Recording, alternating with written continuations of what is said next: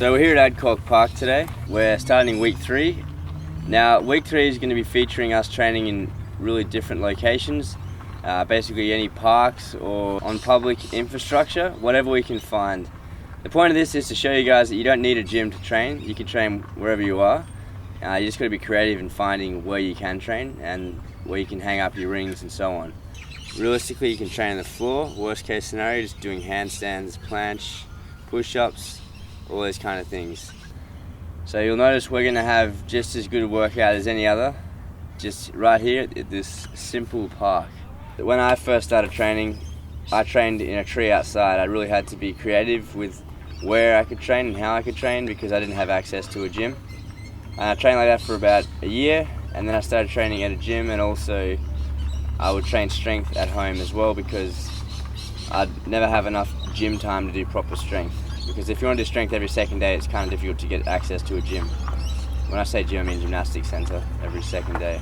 So we're taking lock and load. This really does hype me up and gets me feeling really good and excited. So we've just stumbled upon this this thing is perfect for rings, obviously. It's actually so high, it's a little bit too high. I just threw my buckle over then, and you can see it's a little bit too high for me to be able to thread it through the ring. Like anywhere you're training that isn't actually a gymnastics center, you need to be creative.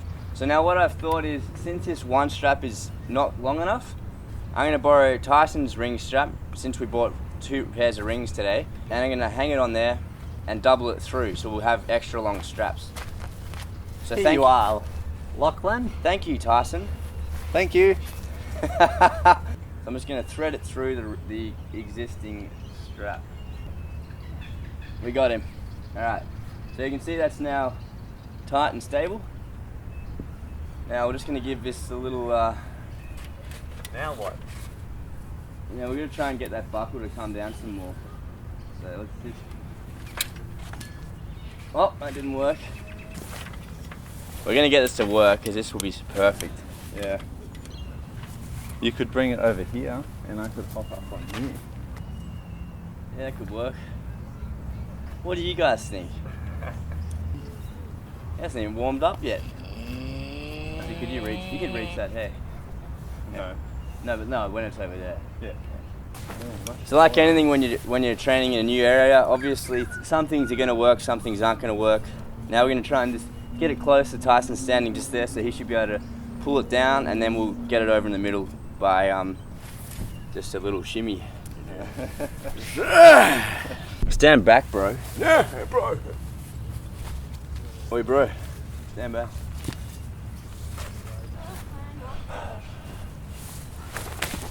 Oh, I caught it. First go, baby.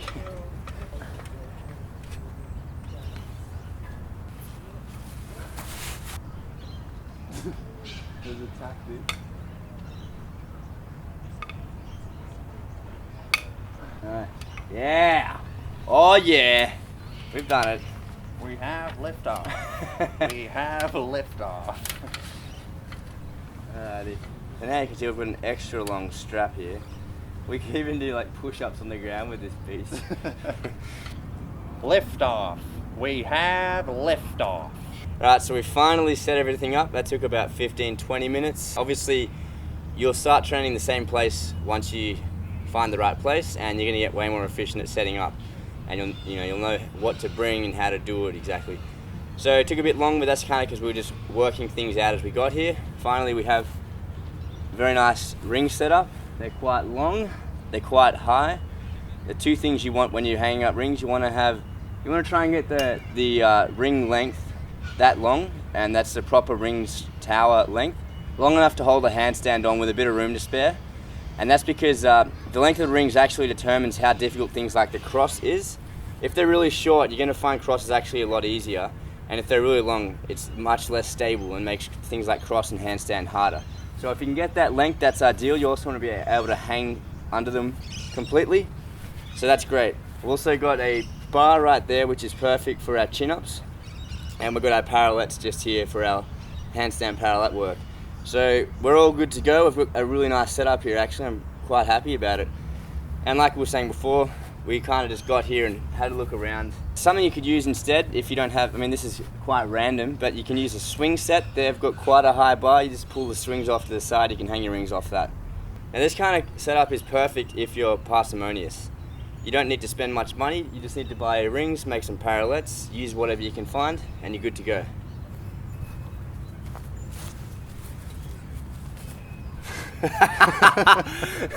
The zeitgeist of rings training.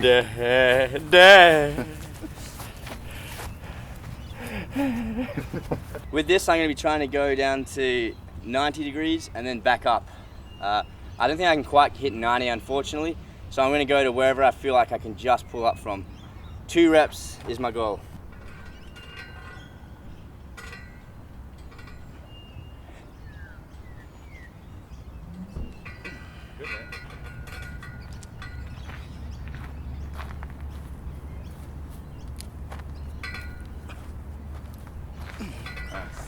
Unfortunately, since I'm not going to failure, I'm not going to do another one because that was very close to failing. I did 2 on my left though, which I want to even it out, but you know, one other thing about the one arm chin is you need to be careful. It can be quite injurious, particularly to the elbow tendon. So just be sure that you gradually step up to it and listen to your elbow if you start getting some pain. Yep. Come on. Yep. Come on. Oh, damn. Now it's important to show some stoicism when you're performing exercises such as these. You want to look like you're in control and be comfortable. The better you get at something, the easier you want it to look, and the easier it will start to look. In that set, I actually felt a kind of not nice pain in my right shoulder.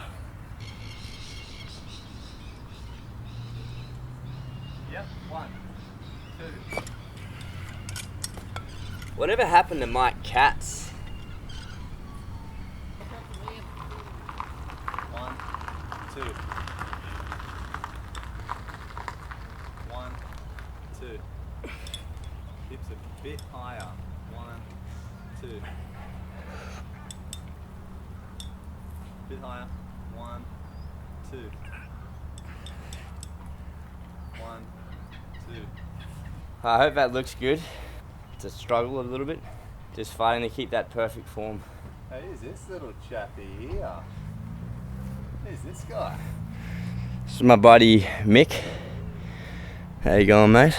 Our most talked about exercise so far in the series has been the front lever. I've been getting a lot of comments from you guys about how to train it, what to do, what not to do, and there's a lot of differing comments, so it's, you know, we can't please everyone because everyone's saying different things. The way I'm going to try and take on all that advice is in this set, I'm doing 3 different exercises in one set.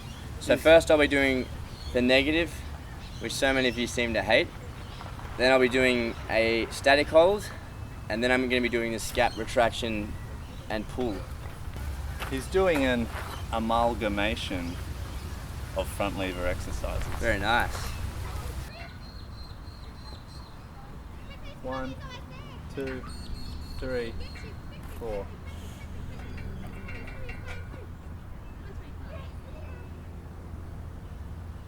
One, 2, 3.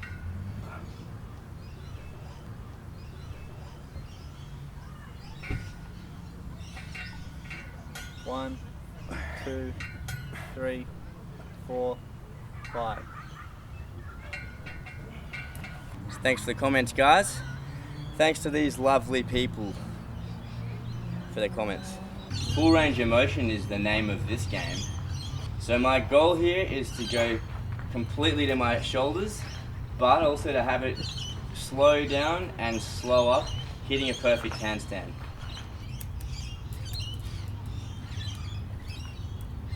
Come on, fix that back.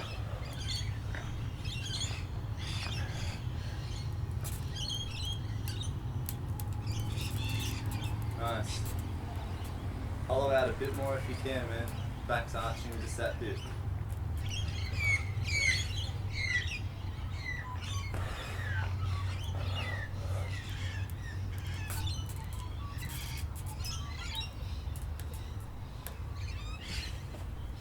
So I just saw my first set on the camera and it wasn't as low as I thought it was. So I'm going to try and go shoulders touching the parallettes.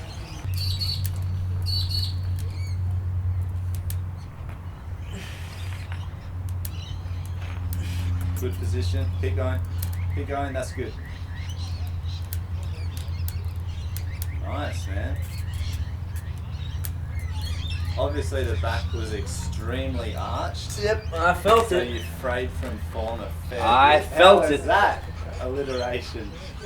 Okay, so I'm going to do one more set because I'm glad I had the control obviously in the shoulder, but I was trying to compensate with that back that went loose. So I'm going to do one more and I'm really going to go for that depth, and then also it just takes a lot of focus to not only try and increase your range of motion, but to also not let anything go loose to make it easier.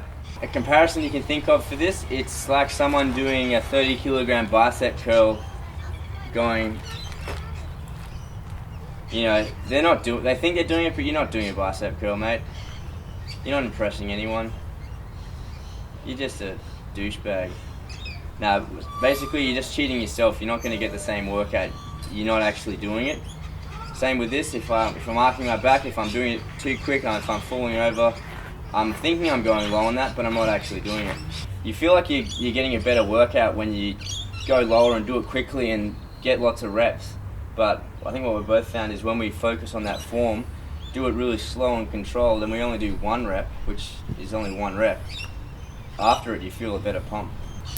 You know what to do. The only position around the shoulders is what changes. Not the back. Good. That's really good. Come on. Fight. It's in the shoulders. It's in the shoulders.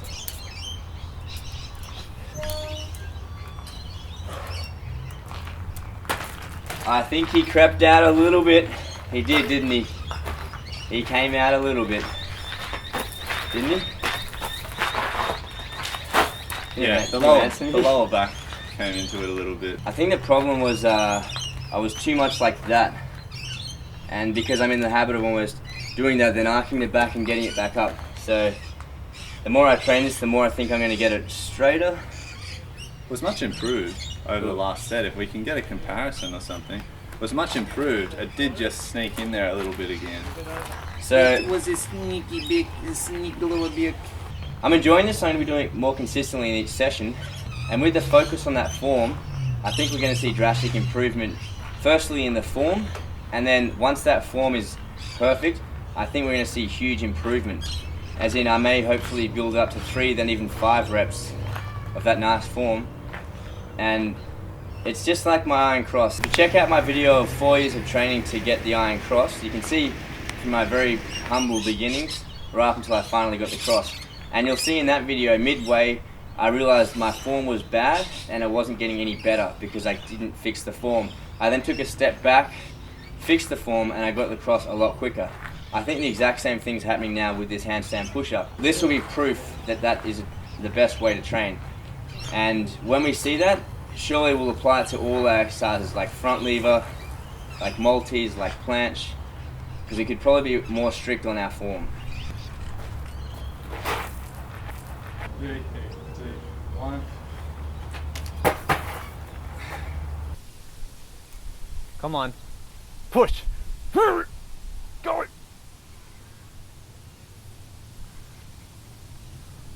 on, you'll need a better body position than that if you're going to get elevator.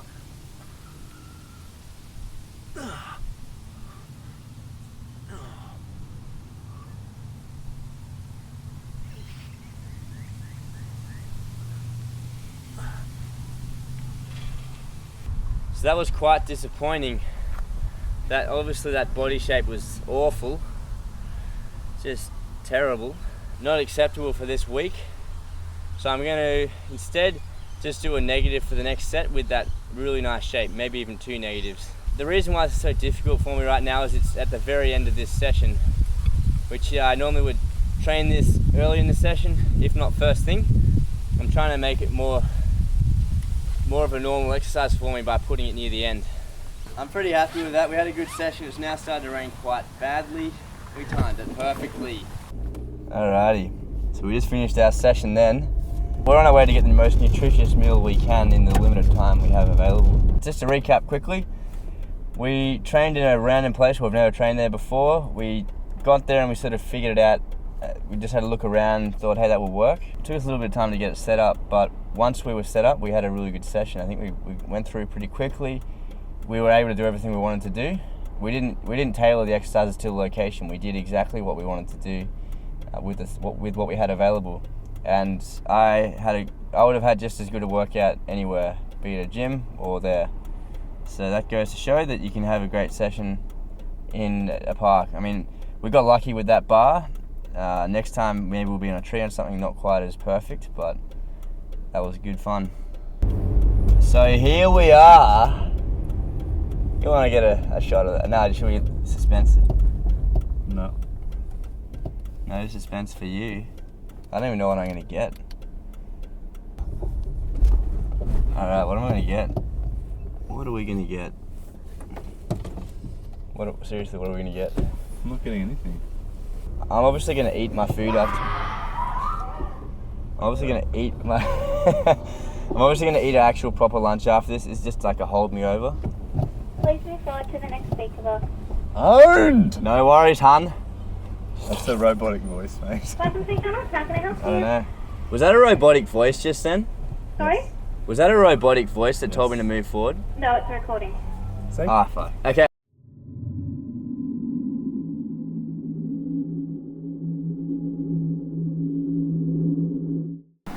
So I've just put my skins on, which is compression clothing, as you can see. Kind of a strange feeling. I'd normally put these on prior to working out to warm up a little bit, but I'm obviously just going to bed. So I've never slept in these before. I don't really know what's going to happen, if anything. Hopefully it makes me feel really fresh in the morning. So yeah, it's a nice one. There's not much to it. Simply get dressed in a specific way and go to sleep. So it's nice and easy compared to the foam roller and the casing where we needed to, wake up and do it, or do a 20-minute exercise schedule before bed. So this one's definitely beneficial in that it doesn't require much effort. So without further ado, I'm going to bed.